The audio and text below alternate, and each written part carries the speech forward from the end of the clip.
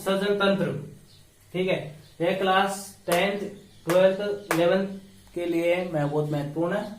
ठीक है, अब देखिए क्वेश्चन आपके कैसे आएगा, प्रश्न देखिए कैसे आएगा कि जैसे फर्स्ट क्वेश्चन आ सकता है कि मानव उत्सर्जन तंत्र का वर्णन कीजिए। ये 2 नंबर का भी आ सकता है, 3 नंबर का भी आ सकता है कि मानव उत्सर्जन तंत्र का वर्णन कीजिए।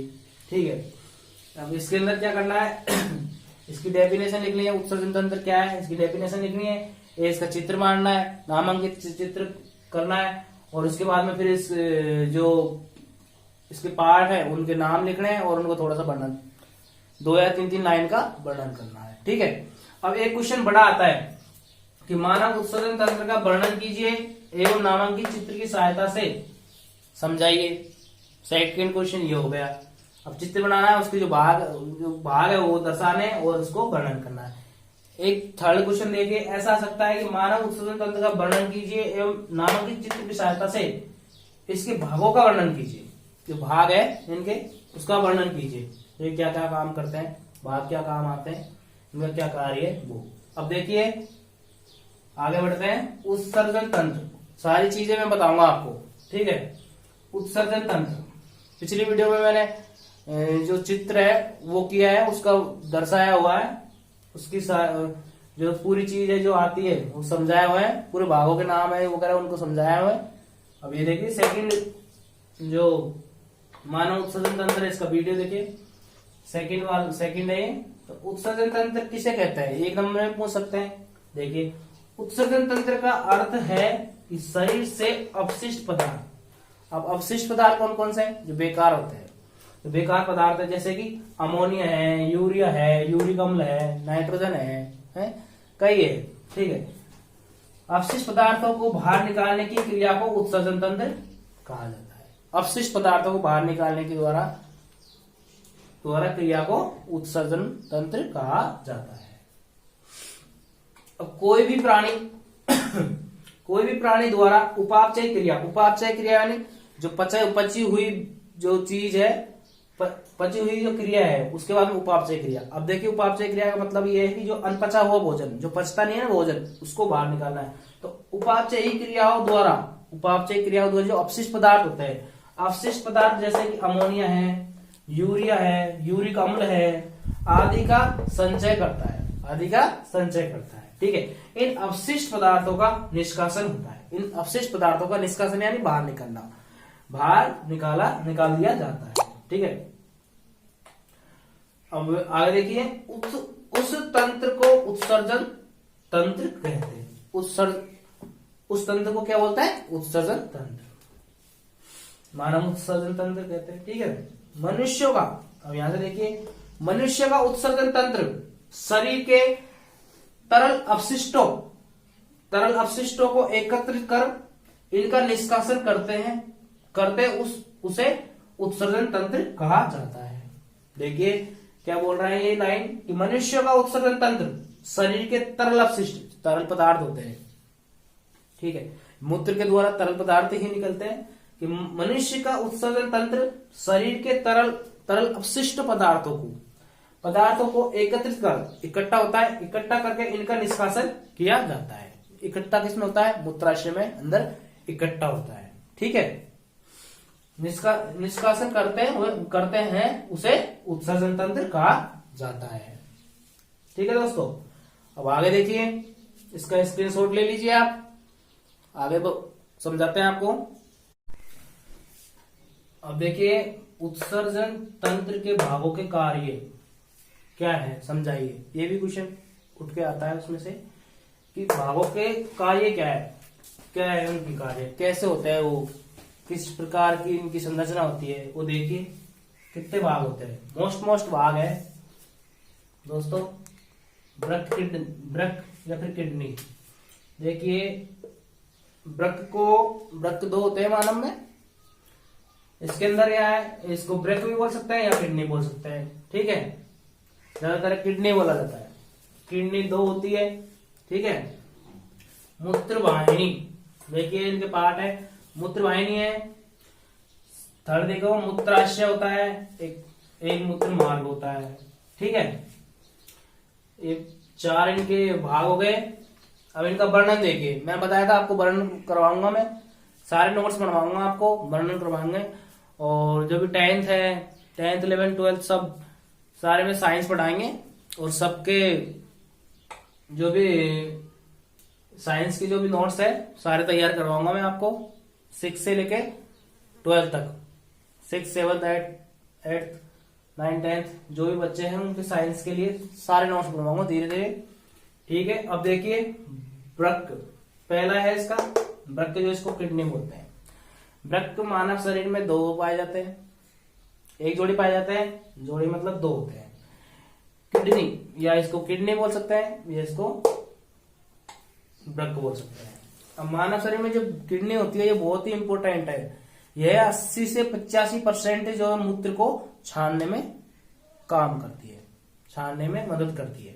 ठीक है, अब देखिए कि वृक्क मानव शरीर में 2 पाए जाते हैं, वृक्क मानव शरीर में 2 पाए जाते हैं।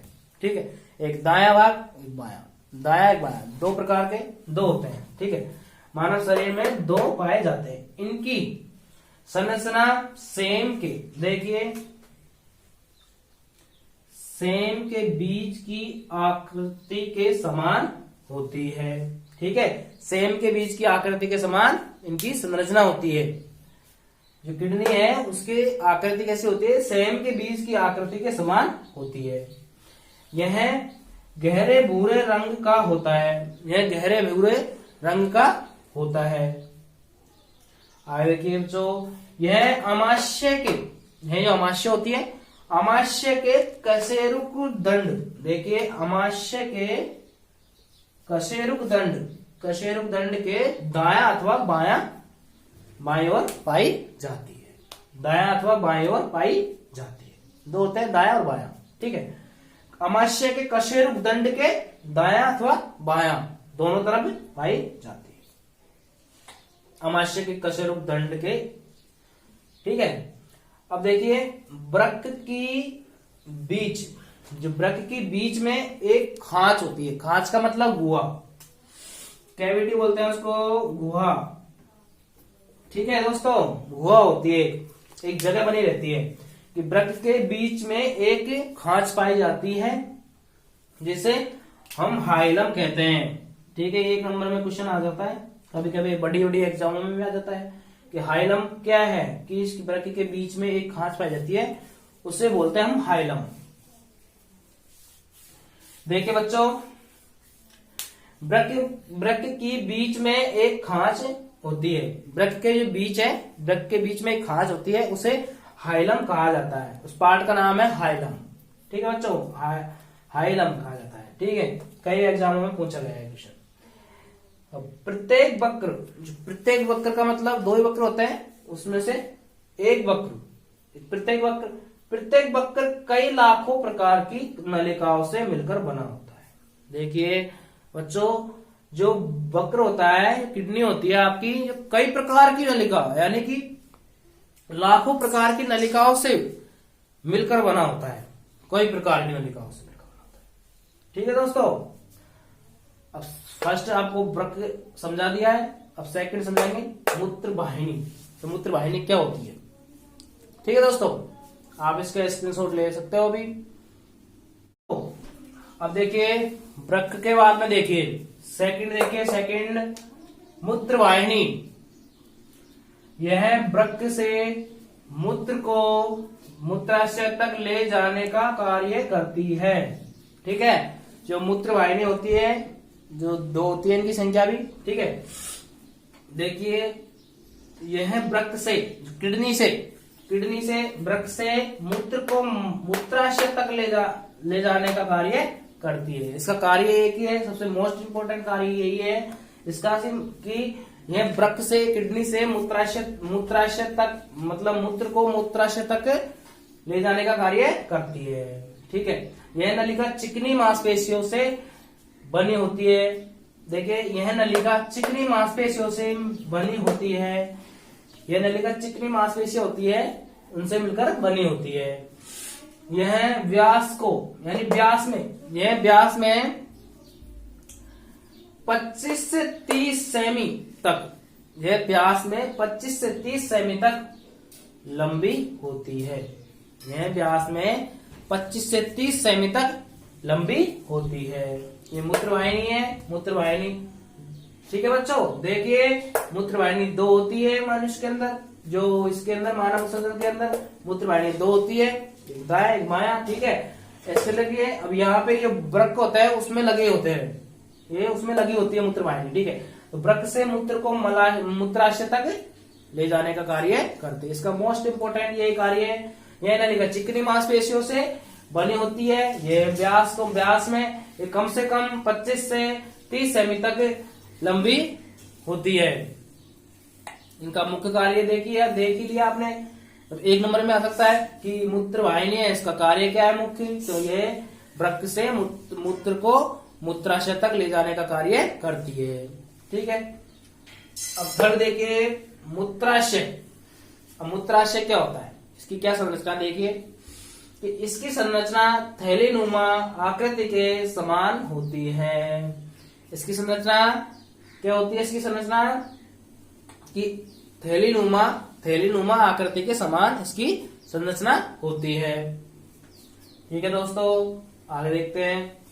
जो वृक्क से आने वाला मूत्र, जो वृक्क से किडनी है उनसे आने वाला मूत्र का भंडारण करता है। इसके अंदर ही होता है सारे मूत्र जो छन के आता है किडनी से, उसका भंडारण मूत्राशय के अंदर होता है। ठीक है दोस्तों, अब आगे देखिए। यह नाशपाती के आकार का होता है। देखिए दोस्तों, यह नाशपाती होती है, उसकी आकार का भी हो सकता है, उसकी आकार का होता है, उसकी आकृति उसके समान होती है, नाशपाती का आकार के समान होती है, ऐसे बोल सकते हो। अब देखिए मूत्राशय मूत्रण में मदद करता है। मूत्राशय मूत्रण होता है उसमें मदद करता है बहुत ज्यादा।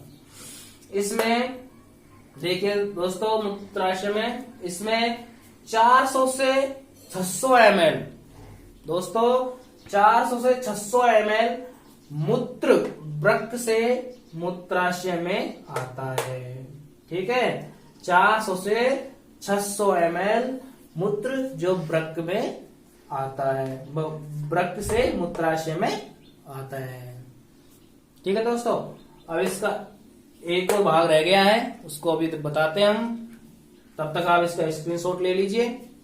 ठीक है, तो देखिए 4th लेवल का देखिए, इस लास्ट है मूत्रमार्ग। मूत्रमार्ग देखिए इसके अंदर क्या है, देखो जैसे ये संरचना है ना, मूत्राशय की संरचना है, मूत्राशय है, तो इसके अंदर यहाँ पे मूत्र मार्ग होता है। ठीक है, अब देखिए इसका क्या कार्य है। यह एक नलीनुमा संरचना, यह एक नलीनुमा संरचना है, यह एक नलीनुमा संरचना है जो मूत्राशय से मूत्र को शरीर से बाहरी भाग तक परिवहन करती है क्या निकालती है, एक ही बात है, यानी मूत्राशय से मूत्र को बाहर निकालती है, शरीर से बाहर निकालती है। ठीक है, परिवहन का मतलब निकालती है या फिर परिवहन। ठीक है, जो मूत्राशय देखिए मूत्र मार्ग का क्या कार्य होता है, ये कार्य होता है कि जो मूत्राशय से मूत्र को, जो मूत्राशय में जो मूत्र इकट्ठा होता है उसको यह मूत्र को शरीर से बाहर निकालती है। ठीक है, मूत्र को। अब पुरुषों में यह भाग लिंग से जुड़ा होता है। अब देखिए दोस्तों, इसके अंदर क्या बताया गया है कि पुरुषों में यह भाग लिंग से जुड़ा होता है पुरुषों में। ठीक है, तथा स्त्रियों में यह भाग योनि से जुड़ा, योनि द्वारा मूत्र बाहर निकलता है। अब पुरुषों में देखिए, पुरुषों में मूत्र मार्ग की लंबाई महिलाओं की तुलना में अधिक होती है।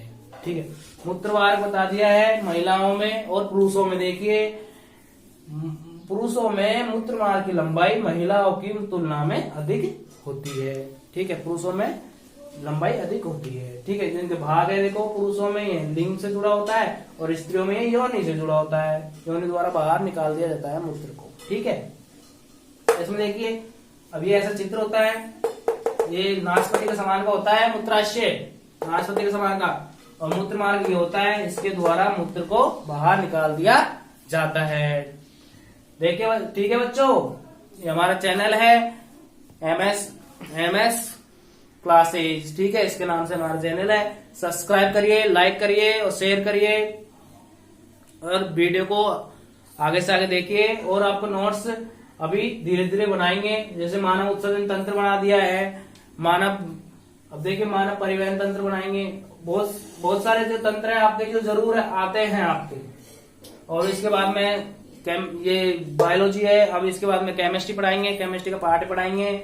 और उसके बाद देखिए इम्पोर्टेंट जो चीज है वो पढ़ाएंगे, सारी सब कुछ पढ़ाएंगे आपके लिए, साइंस में सब कुछ पढ़ाएंगे, पूरे नोट्स बनवाएंगे आपके, पूरे नोट्स बनवाए जाएंगे। अब ये देखो, ये मानव उत्सर्जन तंत्र है, इसका चित्र बता दिया मैंने पिछली वीडियो में। अब देखिए इसके कार्य हो गए, सारा क्वेश्चन कहीं से भी आ जाए आप इसको कर सकते हो। ठीक है बच्चों, थैंक यू।